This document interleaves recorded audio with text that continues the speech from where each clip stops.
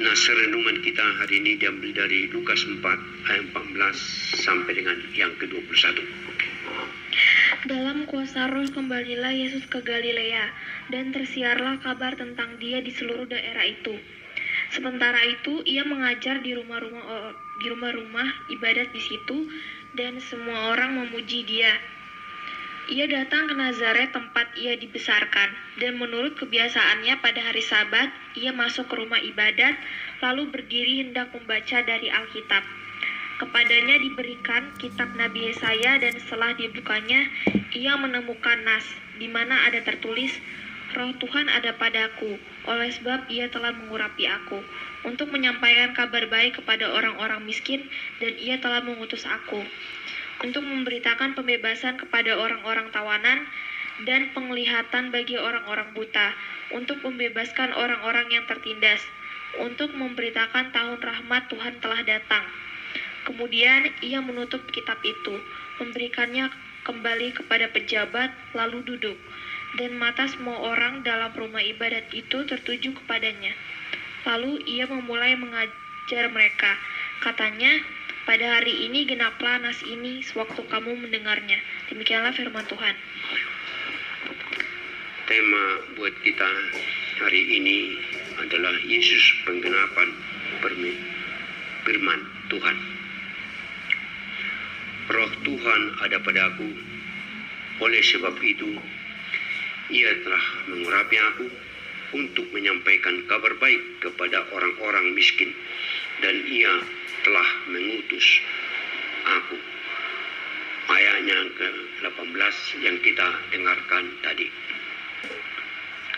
Di awal, sebelum nats ini diberitakan bahwa iblis selesai mencobai Yesus perihal 3 cobaan tentang pelemahan kepada Yesus Kristus. Yang pertama, iblis itu mencobai Yesus sedemikian, jika engkau anak Allah, suruhlah batu ini menjadi roti. Karena saat itu Yesus sedang lapar karena berpuasa 40 hari di gurun.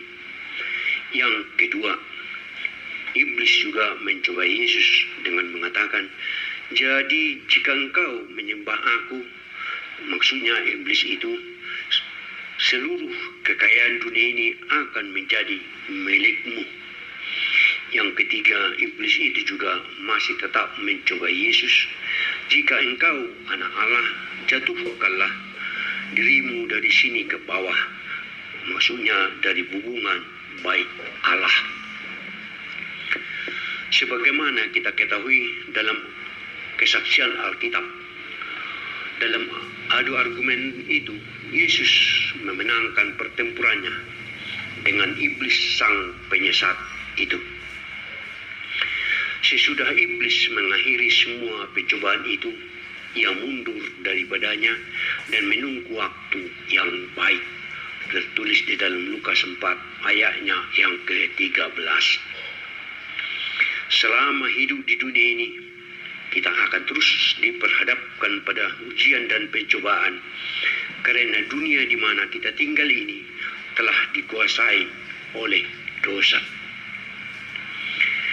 Dan sudah sangat jelas bahwa sifat-sifat dosa itu sangat bertentangan dengan kehendak Tuhan kita, Yesus Kristus.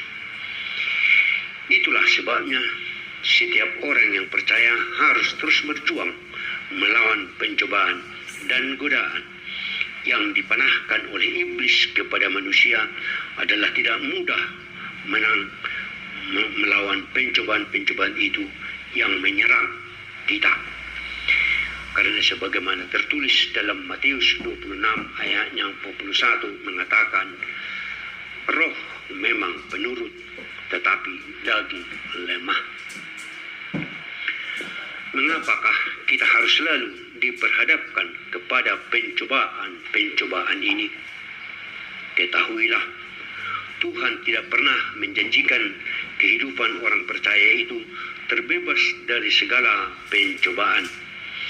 Juga sebagaimana renungan kita minggu yang lalu, bahwa menjadi orang Kristen yang notabene juga pengikut Kristus juga tidak otomatis terbebas dari cobaan-cobaan, bahkan harus mengalami pemurnian dengan derita, sebagaimana cerita terbentuknya mutiara indah di dalam kerang mutiara yang minggu lalu kita dengarkan. Tapi yang pasti, Dia adalah Tuhan kita. Dia berjanji untuk selalu memberikan jalan keluar. Pencobaan-pencobaan yang kamu alami ialah pencobaan-pencobaan biasa yang tidak melebihi kekuatan manusia, sebab Allah setia dan karena Ia tidak akan membiarkan kamu dicobai melampaui kekuatanmu. Pada waktu kamu dicobai, Ia akan memberikan kepadamu jalan keluar sehingga kamu dapat menanggungnya. 1 Korintus 10 ayatnya yang ke-13. Tuhan Yesus telah meninggalkan teladan yang luar biasa bagaimana melawan pencobaan itu.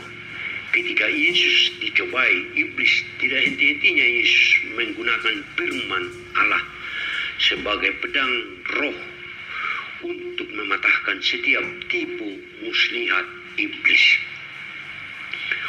Sebagaimana tertulis, selama 40 hari Yesus berpuasa di padang gurun, dan kesempatan ini tidak disia-siakan oleh iblis untuk mencobai Yesus. 3 kali iblis berusaha untuk melemahkan Yesus dengan harapan dia gagal menggenapi rencana Bapanya dalam hidupnya, agar dia berbalik dari jalan yang sudah ditentukan oleh Bapanya, Allah Bapa.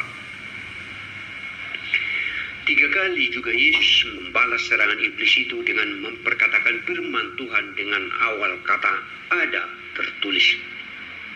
Yang pertama, ada tertulis manusia hidup bukan dari roti saja.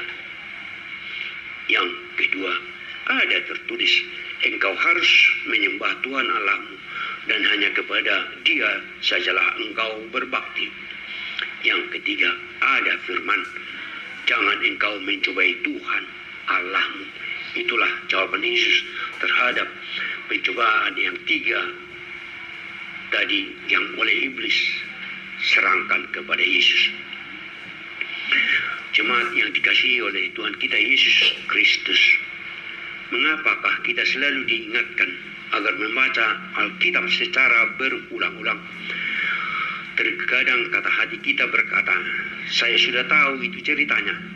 Misalnya cerita kelahiran Yesus hingga kematiannya di kayu salib, lalu bangkit dan naik ke sorga, sehingga kita malas membacanya berulang-ulang.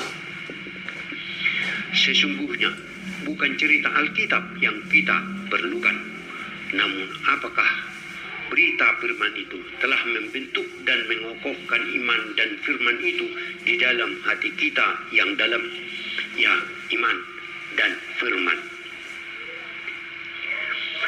Bagaimana kita bisa membentuk iman dan mengenal firman jika kita malas dan asal-asalan membaca Alkitab?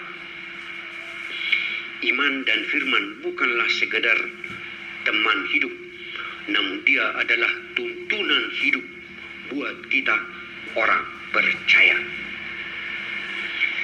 Kita senantiasa bersaksi dan berikrar dalam doa dan ikrar. Yang pertama, aku percaya kepada Allah Bapa, Yesus Kristus, dan Roh Kudus. Itu adalah pengakuan iman. Dia adalah iman kita.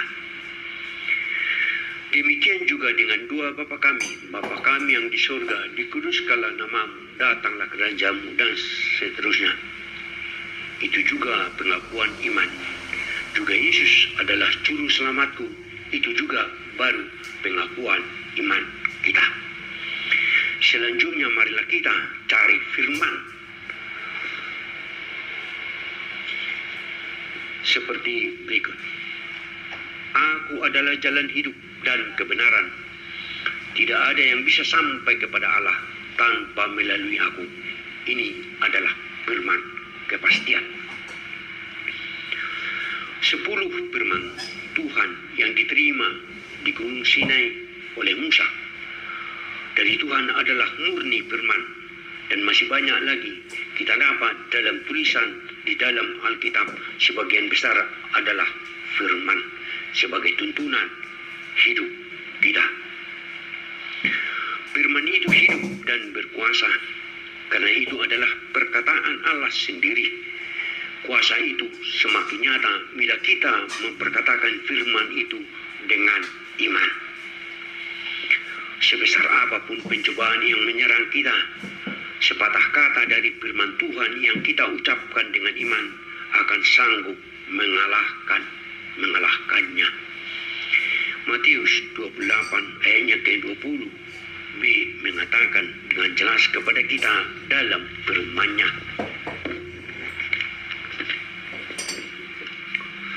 dan ketahuilah, aku menyertai kamu senantiasa sampai kepada akhir zaman.